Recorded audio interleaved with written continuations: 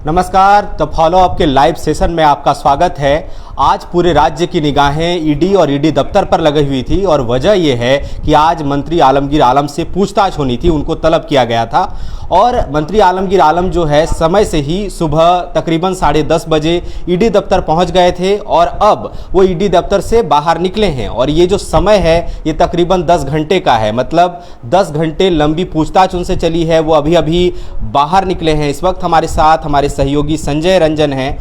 इसी बारे में बातचीत होगी कि उनको जब तलब किया गया इसका क्या असर है, वो पहुंचे, उनसे क्या पूछताछ हुई और आगे क्या होना है इस बारे में। आज तकरीबन 10 घंटे की लंबी पूछताछ, क्या बातें हुई होंगी संभावित? देखिए, जो सवाल हैं वो ज़्यादातर दर्शकों को मालूम है कि आलमगीर आलम को क्यों बुलाया गया था। संजीव लाल जो इनके पीएस हैं, उनके घरेलू सहायक नौकर बोल लें, उनके फ्लैट पे तकरीबन 35 करोड़ के आसपास जो है नकदी जो बरामदगी हुई थी, उसी संबंध में आज इनसे पूछताछ हुई। और पूरे राज्य की निगाहें आज ईडी दफ्तर पे थी कि क्या आलमगीर आलम ईडी दफ्तर से निकलेंगे या फिर इनकी गिरफ्तारी हो जाएगी। लेकिन आज इनको 10 घंटे पूछताछ करने के बाद जो है छोड़ दिया गया है। कई सारे जो सवाल हैं सूरज, वो इनके प्रॉपर्टीज और इनके इनकम को लेकर के पूछे गए और बाकायदा यह बोला गया है कि आप इन सारे चीज़ों का जो है सबमिट कीजिए ईडी में, आप सारे डॉक्यूमेंट पेश कीजिए कि आपके पास कितने प्रॉपर्टीज हैं, आपके रिश्तेदारों के पास कितने प्रॉपर्टीज हैं। और बाकायदा कल भी इस वक्त एक और जो बड़ी खबर निकल करके आ रही है कि कल भी आलमगीर आलम को बुलाया गया है। पूछताछ समाप्त नहीं हुई है, आज की पूछताछ समाप्त हुई है और ये पूछताछ की जो प्रक्रिया है अभी चलेगी। कल फिर से जो है आलमगीर आलम को बुलाया गया है। संभवतः जैसा कि उन्होंने आज समय पे ससमय वो ईडी दफ्तर गए थे और आलमगीर आलम ने पत्रकारों के सवालों का जवाब देते हुए बाकायदा कहा भी कि वो कानून को मानने वाले हैं, इसलिए जो है वो एक ही कोई बुलावा, चूँकि एक ही इनको आज 14 तारीख को ही बुलाया गया था। एक अमूमन जो ईडी की कार्रवाइयों में जो देखा जा रहा था झारखंड में कि नेता या फिर जो अधिकारी जिनको भी बुलाया गया वो समय लेते रहे, टालने की कोशिश करते रहे।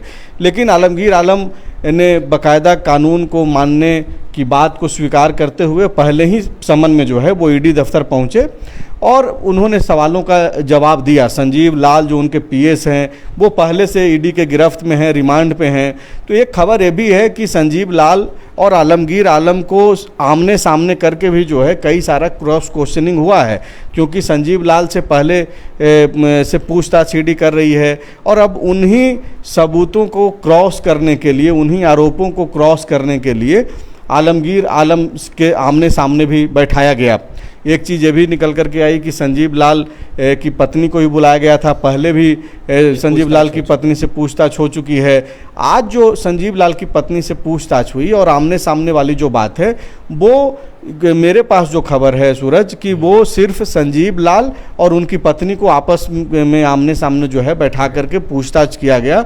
और कई सारे जो सवाल हैं ईडी के जेहन में और ख़ास करके भ्रष्टाचार को लेकर के, जिस तरीके से बताया जा रहा है कि ये टेंडर में कमीशन का पूरा सारा खेल है, तो वो पैसे कहाँ से आ रहे थे, पैसे का क्या कनेक्शन है, किन किन लोगों से पैसे वसूले गए और जो टेंडर में पैसे लिए गए उसका किस तरीके का कामकाज हुआ, इन सारे चीज़ों पे जो है ईडी काम कर रही है। आप देखिए कि पूरे व्यापकता के साथ पूरे झारखंड में ईडी जो है भ्रष्टाचार के मुद्दे पे लगातार काम कर रही है। यही वजह है कि पूर्व मुख्यमंत्री हेमंत सोरेन पे लैंड स्कैम का मामला, उन पे आरोप लगा और वो अभी जेल में हैं। पूर्व डीसी छवि रंजन जेल में हैं, पूजा सिंघल जेल में हैं, कई आईएएस और कई जो बड़े नेता हैं वो इस वक्त जेल में हैं। आलमगीर आलम से जो आज पूछताछ हुई, यही वजह है कि पूरा राज्य यह जानना चाह रहा था, समझना चाह रहा था कि क्या वाकई में आलमगीर आलम आज निकलेंगे या नहीं निकलेंगे।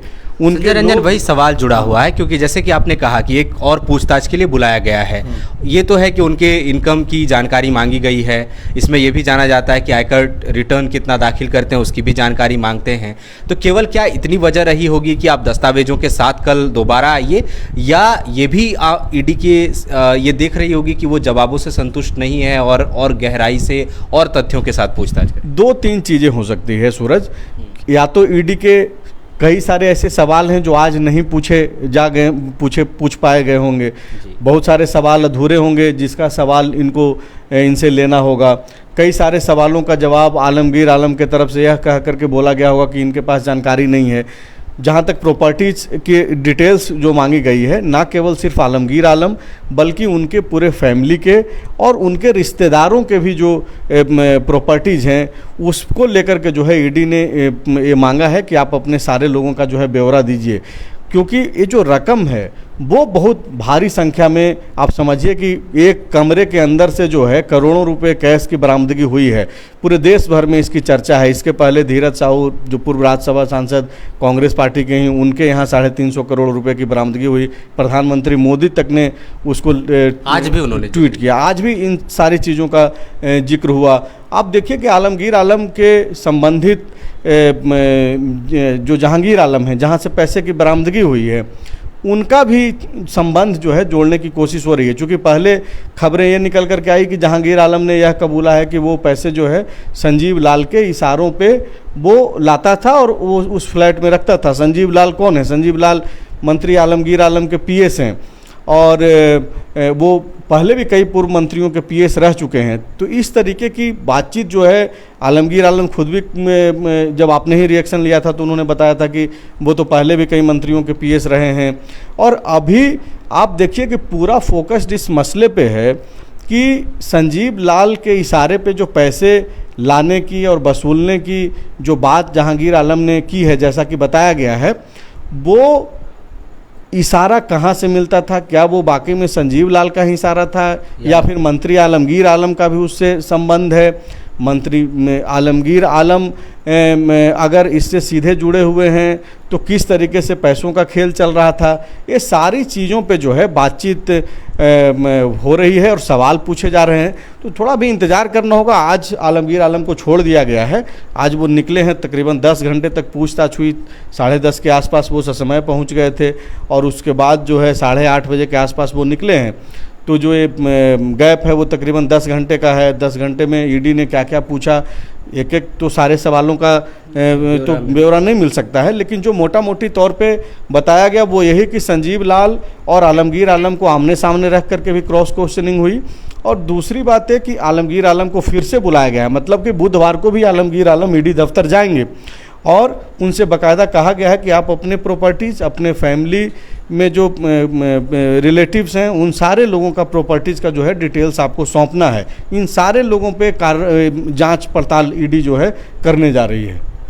एक आखिरी सवाल लेंगे कि चूंकि कोई भी जब कार्रवाई होती है और ये स्वाभाविक था कि वो पैसों से अपना संबंध नकार देते, लेकिन जो जानकारियां सामने आई उसमें ये कहा गया कि जो ग्रामीण कार्य विभाग है उसमें हर टेंडर पर 3.2% का कमीशन फिक्स था और वो कमीशन के पैसे जो है जहांगीर आलम वसूलता था और फिर वो पैसे वहाँ पर वो जो फ्लैट है सैयद सोसाइटी की, उसे रखा ही गया था ताकि वो पैसे वहाँ रखे जा सकें।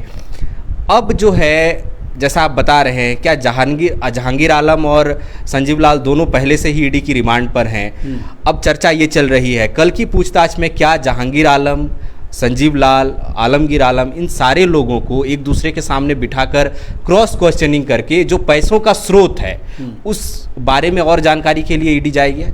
बिल्कुल ईडी आगे बढ़ेगी। और बात चूँकि फ़िलहाल इस वक्त ग्रामीण कार्य विभाग से संबंधित जो मंत्री के पीएस हैं उनके यहाँ पैसा मिला था, तो इस मसले पे जांच हो रही है। लेकिन एक आम धारणा ना सिर्फ झारखंड में बल्कि पूरे देश भर में यह माना जाता है कि टेंडर को लेकर के जो है मैनेज होता है। किसी की भी सरकार हो, भ्रष्टाचार जो है इन सारे विभागों में अगर टेंडर कहीं हो रहा है तो भ्रष्टाचार वहाँ पे है, पहले से है। तो अब है कि ये जो पैसों की जो आवाजाही है, पैसा आ कहाँ से रहा है और क्या ये जो पैसा जहांगीर आलम के पास रखा हुआ था उसके यहाँ से पैसा जाता कहाँ कहाँ था? क्योंकि कई तरीके के आरोप प्रत्यारोप चल रहे हैं। बीजेपी के तरफ से गोड्डा के जो मौजूदा अभी प्रत्याशी हैं, निवर्तमान सांसद भी हैं निशिकांत दुबे, उन्होंने कई नेताओं का नाम लिया और बाकायदा बोला कि भाई ये पैसे कहाँ कहाँ जाते थे। उसमें झारखंड कांग्रेस के अध्यक्ष का नाम आया, राजेश ठाकुर का नाम आया, जो गोड्डा से जो प्रत्याशी हैं कांग्रेस के इंडिया अलायंस से, उनके बारे में भी जिक्र हुआ, प्रदीप यादव के बारे में। तो देखिए ये आरोप प्रत्यारोप हमेशा से चलते रहा। पिछले 2 साल से तकरीबन ईडी जो है यहाँ पे ताबड़तोड़ जो है कार्रवाई कर रही है, और ऐसे में ईडी की कार्रवाई एक तरफ है और दूसरी तरफ पॉलिटिकल जो बयानबाजी है वो चलते रहता है। लेकिन ईडी किस ओर बढ़ती है वो तो थोड़ा देखना होगा। ये स्पष्ट हो गया है कि आलमगीर आलम मुश्किल में पड़ने वाले हैं। जिस तरीके से इनसे पूछताछ हुई है, फिर से बुलाया गया है, और ईडी इस प्रयास में है कि जहांगीर आलम जो चीज़ें बोल रहा है उसको कैसे इस्टेब्लिश किया जाए। अगर सबूत, पक्के सबूत मिलते हैं ईडी को, तो आलमगीर आलम जो है मुश्किल में पड़ सकते हैं। मुश्किल में मतलब क्या क्या, गिरफ्तारी या रिमांड पर लेने जैसी बात है? बिल्कुल हो सकती है गिरफ्तारी। इस राज्य के तत्कालीन मुख्यमंत्री की गिरफ्तारी हो गई है, तो आलमगीर आलम क्या हैं? वो तो मंत्री ही हैं ना। तो यहाँ गिरफ्तारी क्यों नहीं हो सकती है, इसको लेकर के कोई सवाल नहीं है। गिरफ्तारी हो सकती है, इसको लेकर के अंदेशा है, क्योंकि यहाँ तो हेमंत सोरेन जेल में है, वो सिटिंग सीएम थे, उनकी गिरफ्तारी हो गई। तो आलमगीर आलम तो एक मंत्री हैं। निश्चित रूप से आलमगीर आलम की जो है मुश्किलें बढ़ने वाली हैं, क्योंकि आज 10 घंटे की लंबी पूछताछ हुई। उनसे ये कहा गया कि वो तमाम दस्तावेज जो उनके संपत्ति से जुड़े हैं, चाहे वो चल संपत्ति हो, अचल संपत्ति हो, ना केवल आलमगीर आलम बल्कि उनके जो तमाम रिश्तेदार और परिवार के सदस्य हैं, उनकी भी संपत्तियों का ब्यौरा मांगा गया है। कल भी पूछताछ होगी। ये भी संभव है कि आगे संजीव लाल और जहांगीर आलम के साथ आमने सामने बिठाकर क्रॉस क्वेश्चनिंग की जाए, ताकि और तथ्य सामने आए और ईडी कानूनी तरीके से कैसे इसमें आगे बढ़ती है। जो भी अपडेट्स हमारे पास आएंगे हम आप तक जरूर पहुंचाएंगे। शुक्रिया।